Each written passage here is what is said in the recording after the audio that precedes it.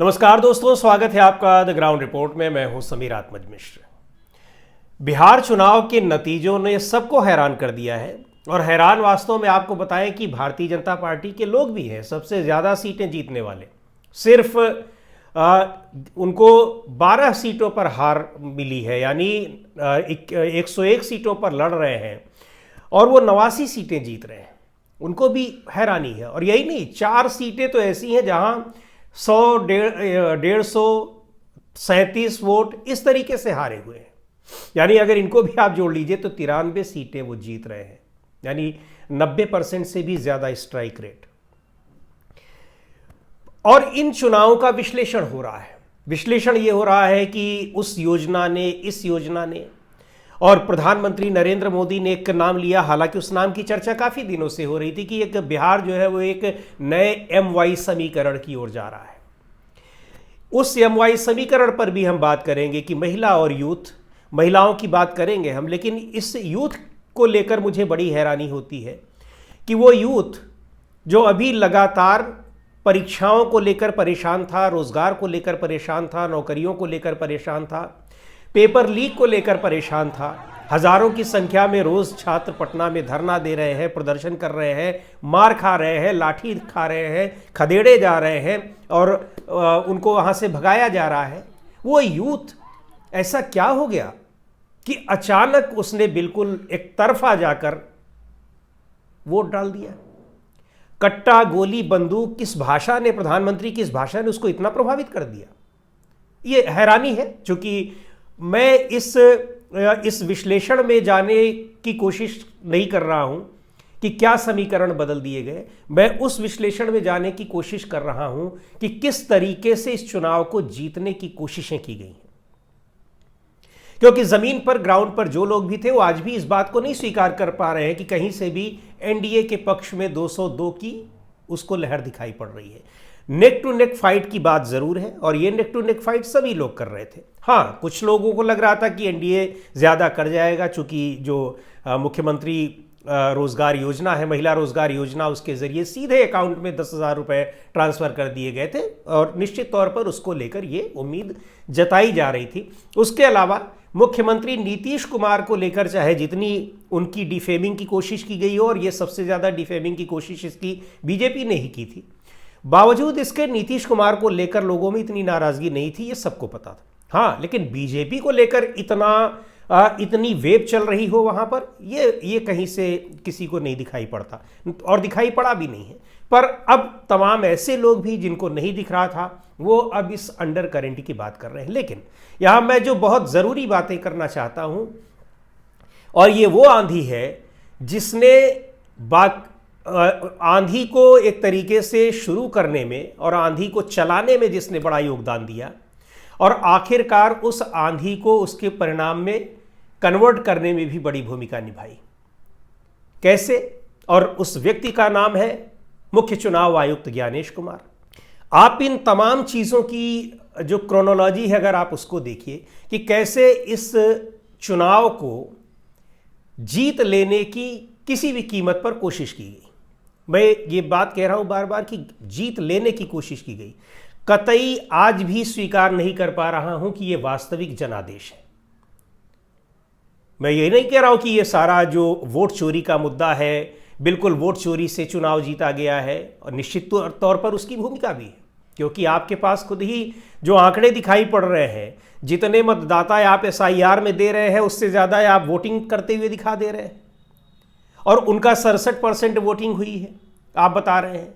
तो इन आंकड़ों पर भी हम बात करेंगे, पहले चर्चा कर भी चुके हैं, लेकिन इस पर विस्तृत चर्चा करेंगे कि कैसे मतदाता सूची के आंकड़ों में हेरफेर किया गया है और उसमें किस तरीके से बातें की गई, चूंकि उसमें और भी बहुत सारे तथ्य और दस्तावेज आ भी रहे हैं और इनकी बात विपक्षी नेता कर भी रहे हैं।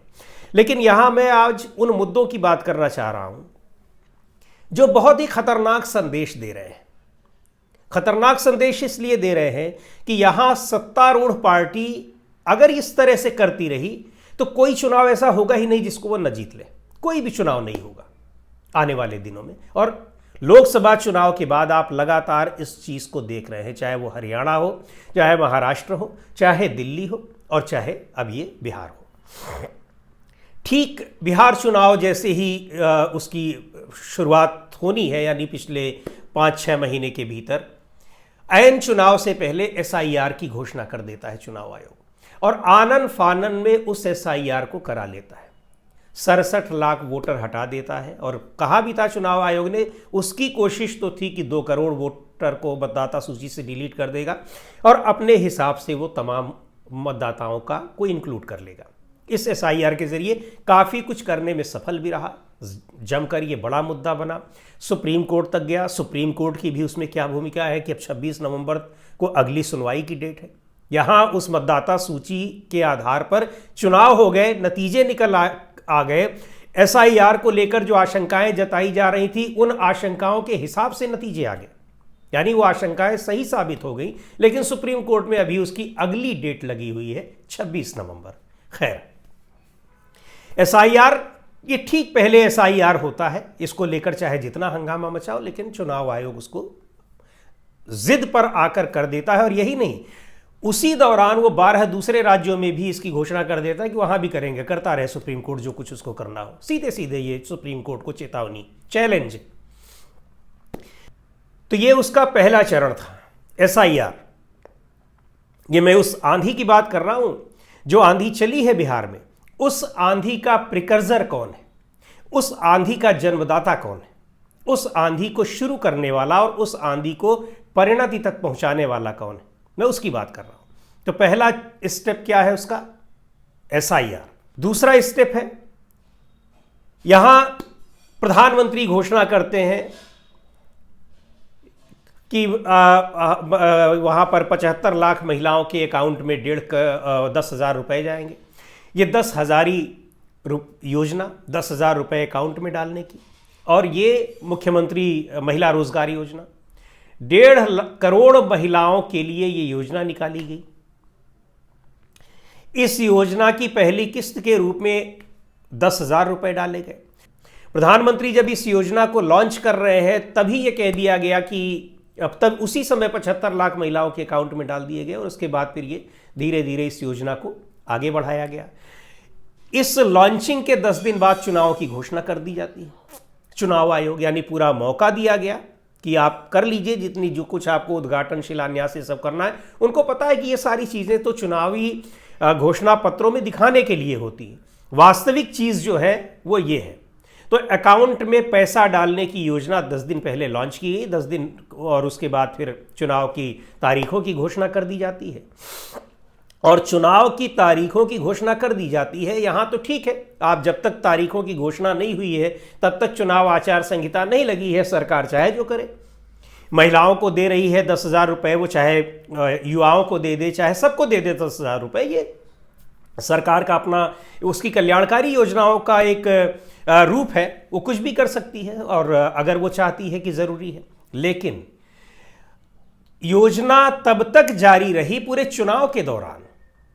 1.5 करोड़ महिलाओं के अकाउंट में इसको डाला जाना था।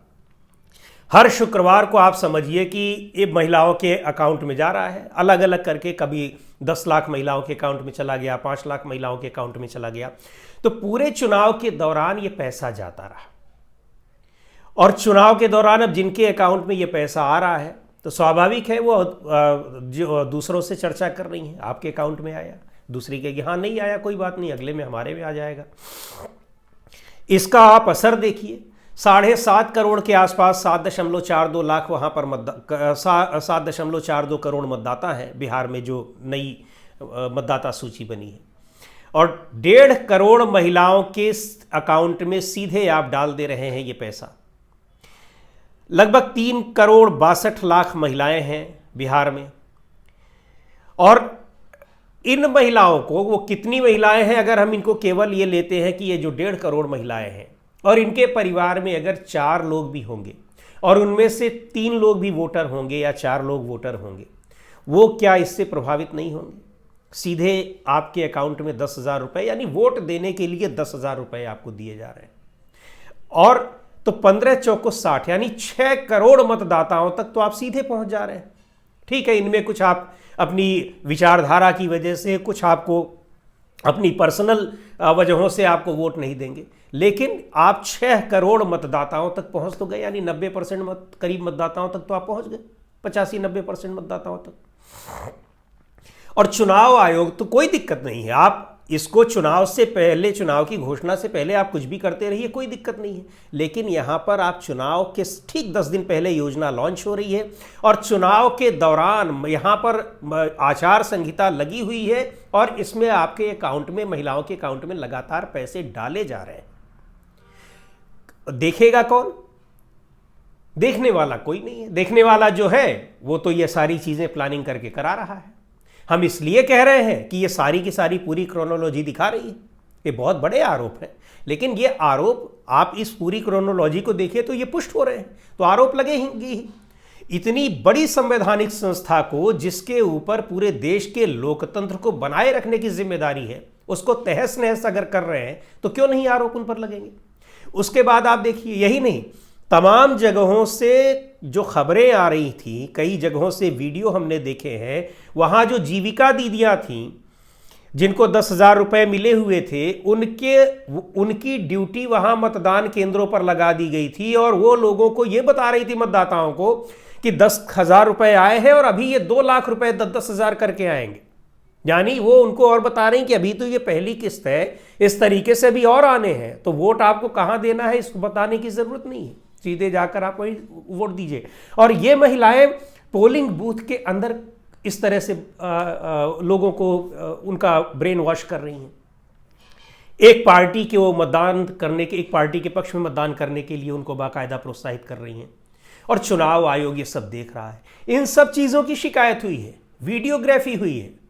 चुनाव आयोग को, राज्य निर्वाचन आयोग को, सबको टैग करके लोगों ने सोशल मीडिया पर डाले हैं। कहीं कोई इनकी सुनवाई नहीं, क्योंकि देखने वाला जो है वो उसी की योजनाओं के तहत तो ये सारी चीजें हो रही। उसके बाद अच्छा ये है कि ऐसा नहीं है कि ये हमेशा होता रहा है। और आपको बता दें कि यहां हरियाणा में आप लाडली बहना योजना आपने देखा था, महाराष्ट्र में, वहां भी उस योजना को लागू किया गया, जमकर प्रचार प्रसार किया गया, लोगों तक पहुंचाने की कोशिश की गई और पहुंचाया गया। उसके बाद जब ये इत्मीनान हो गया कि ये योजना बाकायदा तक पहुंच गई है, चुनाव आयोग से कहा जाता है कि अब आप घोषणा कर दीजिए चुनाव की। इसलिए क्योंकि हरियाणा और महाराष्ट्र विधानसभा के चुनाव एक साथ होने थे, लेकिन और पिछले 15 साल से इन दोनों राज्यों में पिछले 15 साल से, यानी 3 बार से ये एक साथ ही हो रहे थे। इस बार दोनों जगह चुनाव अलग अलग हुए, क्योंकि महाराष्ट्र में थोड़ा समय चाहिए था, 3 महीने का। लाडली बहना योजना की शुरुआत हुई थी, वो लोगों तक पहुंचाने की सरकार को मोहलत चाहिए थी।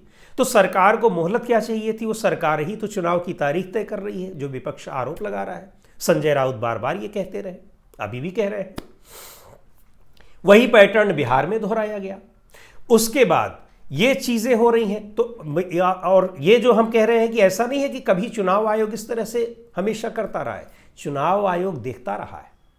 2004 के लोकसभा चुनाव का मुझे याद है, 2004 के आपको भी याद होगा, और उसके पहले भी बहुत सारे योजनाओं को कैसे चुनाव आयोग ने रोका है कि उनका इंप्लीमेंटेशन चुनाव के दौरान नहीं होगा। चुनाव से पहले आपने घोषणा की है, पैसे जा रहे होंगे, लेकिन चुनाव के दौरान नहीं जाएंगे। उसके बाद आप, जो सरकार जीतेगी हारेगी, उसका मन करेगा वो उसको जारी रखे या ना रखे। ये नियम होता है, ये आचार संहिता का यही मतलब होता है। लेकिन आचार संहिता की पूरी तरह से धज्जियां उड़ा दी गई।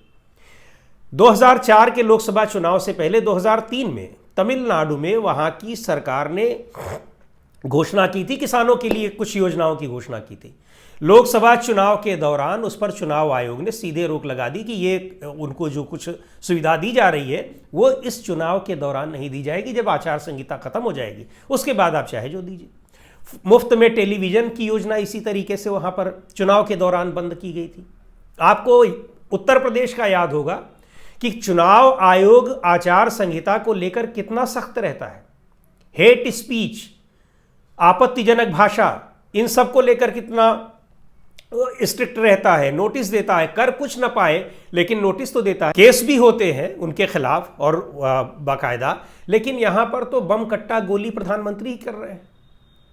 खैर, उस पर काफी बात हो चुकी है। यहां फिर जो मैं उत्तर प्रदेश की बात कर रहा हूं, आपको याद होगा कि बहुजन समाज पार्टी सत्ता में थी और उसने बहुत सारे यानी जब वो 2007 से 12 तक बहुत सारे जगहों पर हाथी की मूर्तियां बनवाई थी। नोएडा में भी आपने देखा होगा, लखनऊ में वहाँ पर देखा होगा। उन मूर्तियों को ढकवा दिया था चुनाव आयोग ने। क्यों ढकवा दिया था? क्योंकि वो मूर्तियां यानी हाथी जो है वो बहुजन समाज पार्टी का चुनाव निशान है। तो कहने का मतलब चुनाव आयोग हमेशा ऐसे नहीं रहा है, सख्त रहता है आचार संहिता को लेकर कि इसके जरिए उसके चुनाव निशान का प्रचार हो रहा है। लेकिन यहां चुनाव आयोग क्या कुछ कर रहा है, इस चुनाव आयोग खुद ही ये सारी योजना बना रहा है ऐसा लगता है।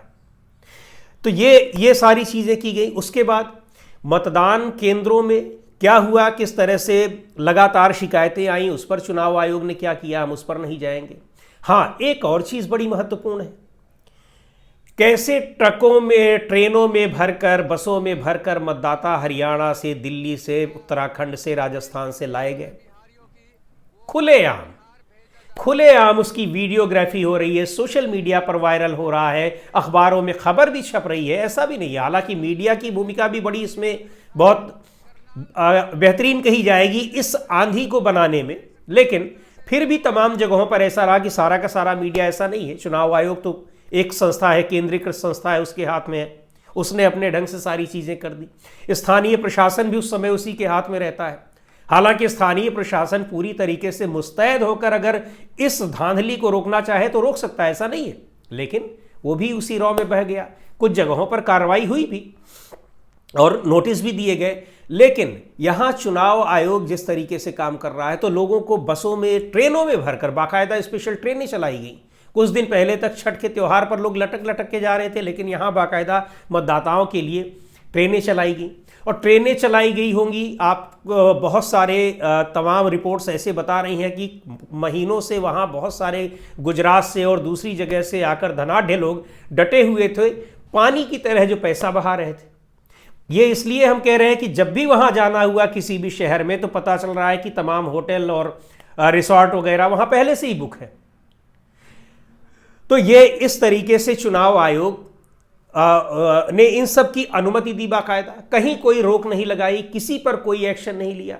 बाकायदा पूर्व सांसद लोग, प्रोमिनेंट लोग गर्व के साथ कह रहे हैं कि 6 महीना पहले हमने दिल्ली में वोट दिया था, आज मैं बिहार में भी वोट दे रहा हूं।